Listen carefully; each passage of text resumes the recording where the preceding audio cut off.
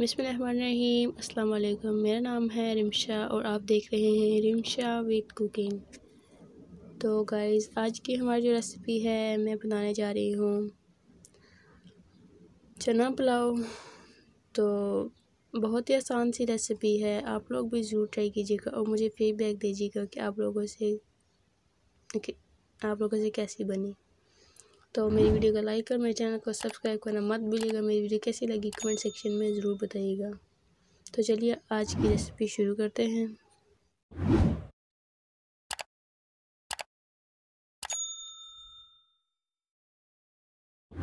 تو اس کے لیے یہ سارا سامان میں نے ریڈی کر کے رکھ لیا، یہ دیکھ سکتے ہیں آپ لوگ۔ سارا سامان میں نے اس طرح سے تیار کر کے رکھ لیا ہے، چاول بھی میں نے لے لیے ہیں۔ تو چلیے آج کی ریسیپی شروع کرتے ہیں۔ بسم اللہ الرحمن الرحیم۔ تو چنا پلاؤ بنانے کے لیے میں نے گھی لیا ہے، جیسے زیادہ تر لوگ آئل بھی ڈالتے ہیں، گھی بھی میں نے گھی لے لیا ہے۔ اس میں آدھا کلو میں نے اس میں گھی ایڈ کیا ہے، یہ دیکھ سکتے ہیں آپ لوگ۔ میں نے گرم ہونے کے رکھ دیا تھا، اب میں اس کے اندر تھوڑا گرم ہو جائے پھر میں اس کے اندر پیاز کو ایڈ کر دوں گی۔ بسم اللہ الرحمن الرحیم۔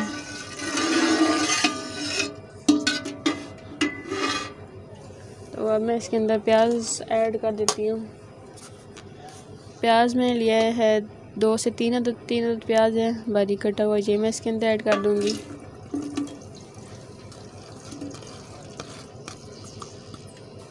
پیاز کو بہت زیادہ لال نہیں کرنا، تو ہلکا ہلکا براؤن پیاز کو میں کر لوں گی۔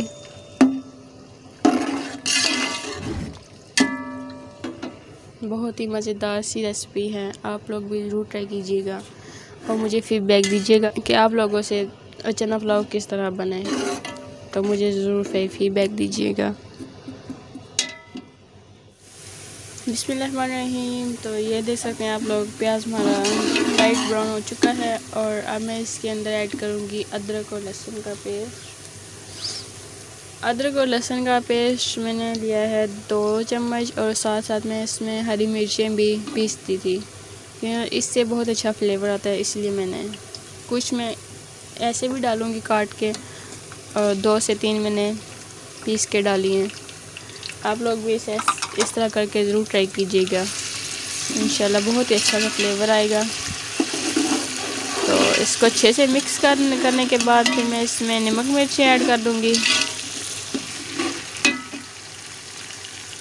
تو اب میں اس میں نمک مرچیں ایڈ کر دوں گی، یہ دیکھ سکتے ہیں آپ لوگ۔ چاول میں نے لیے ہیں 2 کلو، اسی کے حساب سے میں اس میں نمک ایڈ کروں گی۔ نمک میں نے اس برتن میں، اس گلاس میں نے ان کو ماپ لیا تھا کہ کتنے میرے یہ گلاس بنتے ہیں، تو یہ میرے 7 گلاس بنے تھے۔ تو آپ لوگ بھی کوئی برتن لے لیں، کسی بھی چیز میں ماپ کے رکھ لیں پہلے کہ کتنا ہمارے چاول بنے، تو اسی حساب سے آپ نمک ڈالیے گا۔ تو میرے 7 گلاس بنے تھے، تو میں نے چنوں میں بھی نمک ایڈ کیا تھا 1.5 چمچ، تو اس کے حساب سے میں نے 5.5 چمچ نمک لیا ہے۔ تو میں تو 1 گلاس اس کے حساب سے 1 چمچ میں نمک ایڈ کرتی ہوں، اور بہت ہی بالکل صحیح نمک آتا ہے برابر سا۔ تو 1 چمچ میں لیے لال مرچ میں بہت زیادہ نہیں ڈالوں گی، کیونکہ چاولوں کو رنگ میں بہت زیادہ سرخ نہیں کروں گی۔ تو 1 چمچ میں لال مرچ کی لی ہے، اور آدھی چمچ میں نے گرم مسالے کی، پیسا ہوا گرم مسالہ ہے۔ تو 1 سے 2 چمچ میں نے یہ دڑا مرچ کی لی ہے، ثابت دڑا مرچ ہے، اس کو میں نے ہاتھوں کی مدد سے اس طرح سے کر لیا، کھول دیا تھا، یہ میں اس کے اندر ایڈ کر دوں گی۔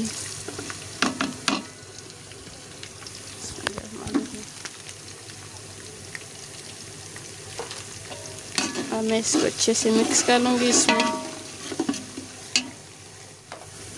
تو اس کے بعد میں ایڈ کر دوں گی اس میں ٹماٹر، ہری مرچیں، یہ 4 عدد میں نے ٹماٹر اور 5 عدد میں نے ہری مرچیں لی ہیں، یہ میں اس کے اندر ایڈ کر دوں گی۔ اور میں ان کو اچھے سے مکس کر لوں گی اس میں۔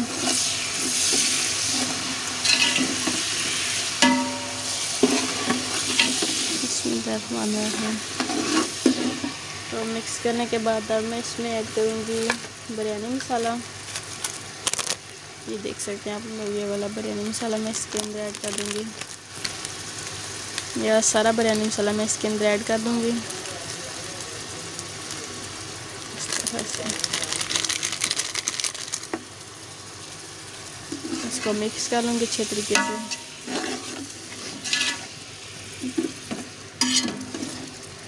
और अब मैं इसके अंदर चिकन क्यूब ऐड करूँगी और इससे बहुत अच्छा फ्लेवर आता है। आप लोग भी ज़रूर ट्राई कीजिएगा। अगर तो आप लोगों के घर में ये चीज़ें मौजूद हैं तो आप इसमें ऐड कीजिएगा, अगर नहीं है तो कोई मसला नहीं है, आप लोग इस तरह भी ऐसे ही चावल बना सकते हैं, बहुत ही मज़ेदार से बनेंगे। फिर भी मेरे घर में ये सारी चीज़ें थी तो इसीलिए मैंने मंगवा ली, तो मैंने कहा इसमें मैं डाल दूँ। तो आप लोगों के घर में अगर चीज़ें इस तरह की हैं तो फिर ऐड करिएगा, नहीं है तो कोई मसला नहीं है।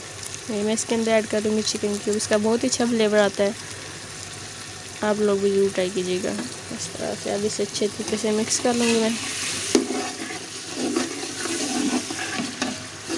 इसके बाद मैं गरम मसाला, साबुत गरम मसाला मैं ऐड करूँगी। पहले मैंने डाला था गरम मसाला पिसा हुआ। अब मैं इसके अंदर साबुत गरम मसाला ऐड कर दूँगी। ये पत्ता भी मैं इसके अंदर ऐड कर दूँगी, ये इलायची वगैरह भी। ये थोड़ा सा भी मैं अभी इसके अंदर ऐड करूँगी और थोड़ा सा मैं इसमें आखिर में ऐड करूँगी, अभी नहीं ऐड करूँगी। थोड़ा सा मैंने बचा के रख लिया।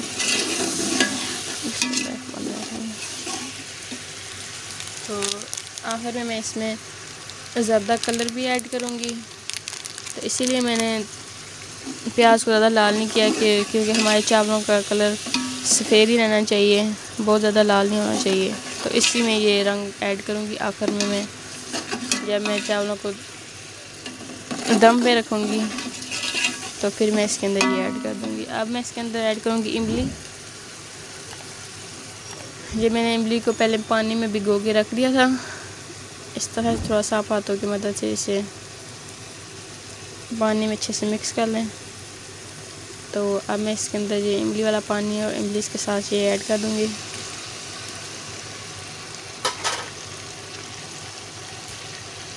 ऐड करने के बाद अच्छे तरीके से मैं इसे मिक्स कर लूँगी। इसमें तकरीबन 5 मिनट तक के लिए मैं इसे पकाऊँगी, और ताकि ये टमाटर वगैरह गल जाए, पानी भी टमाटरों का खुश्क हो जाए। तो उसके बाद मैं इसमें ऐड करूँगी चने।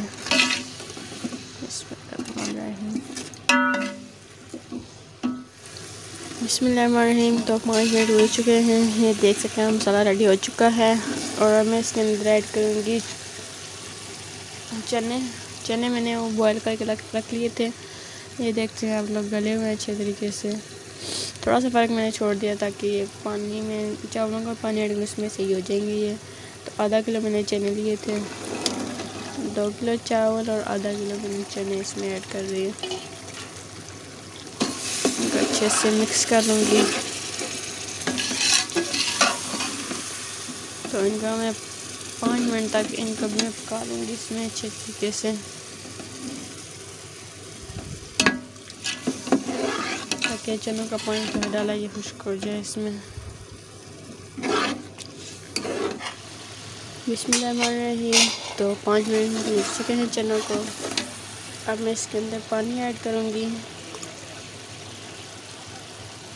ये चनों का पानी है जो मैंने चने जिसमें उबाले थे, पानी बच गया था, ये मैं इसके अंदर ऐड कर दूँगी। 7 गिलास मेरे चावल हुए थे तो 14 गिलास इसमें मैं पानी के ऐड कर दूँगी।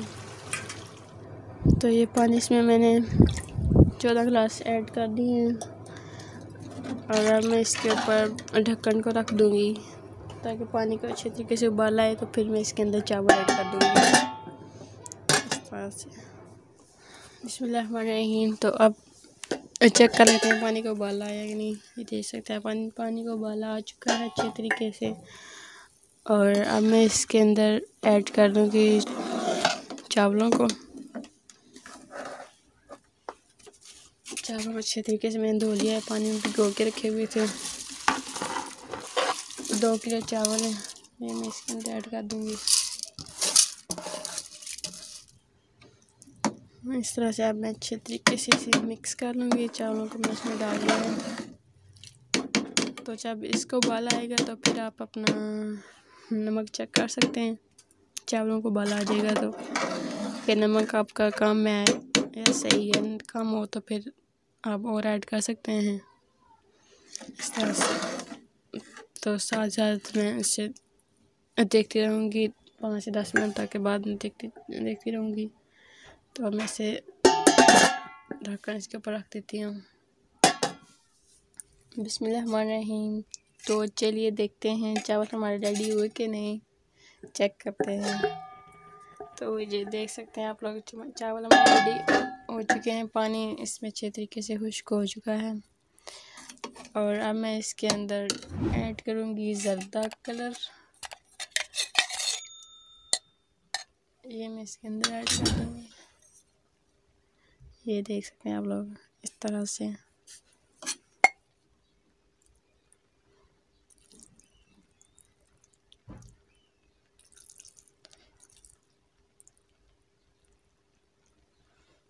اب میں اس کو دم پہ رکھ دوں گی 10 منٹ کے لیے. اس کے ڈھکن کے اوپر کوئی کپڑا لپیٹ کے تو پھر میں اس کو دم پہ رکھ دوں گی ہلکی آنچ پہ. تو اس طرح اس ڈھکن کو کپڑے سے لپیٹ کے تو پھر اس کے اوپر رکھنا ہے 10 منٹ کے لیے. دم میں رکھوں گی. اس کے اوپر کوئی وزندار چیز رکھ دیں تاکہ اس کی ہوا باہر نہ آئے، نہیں باہر سے اندر آ جائے. تو ہلکی آنچ پہ 10 منٹ تک میں اسے دم پہ چھوڑ دوں گی. بسم اللہ الرحمن الرحیم. تو 10 منٹ ہمارے گزر چکے ہیں اور اب میں چیک کرتی ہوں کہ چاول ہمارے ریڈی ہو چکے ہیں کہ نہیں. یہ دیکھ سکتے ہیں آپ لوگ ماشاءاللہ سے کتنے پیارے لگ رہے ہیں. اب میں ان کو مکس کر لیتی ہوں. یہ گلے میں اچھے طریقے سے مکس ہو جائے، اسی لیے میں نے چاولوں کے پیاز کو اتنا لال نہیں کیا تھا، کیونکہ یہ کلر ڈالنا تھا اوپر. اگر پیاز کو لال کر دیتی تو پھر یہ کلر اس طرح اس میں نہیں سامنے کلر آتا، چڑھتا نہیں اس پہ چاولوں پہ. بالکل دیگ کی طرح چاول ریڈی ہوئے ہیں. تو اب میں اس کے اوپر گرم مسالہ تھوڑا سا ایڈ کر دوں گی، جو پہلے میں نے بچا کے تھوڑا سا رکھ لیا تھا. یہ والا ہاتھوں کی مدد سے پیس کے اس کی خوشبو بہت اچھی آتی ہے.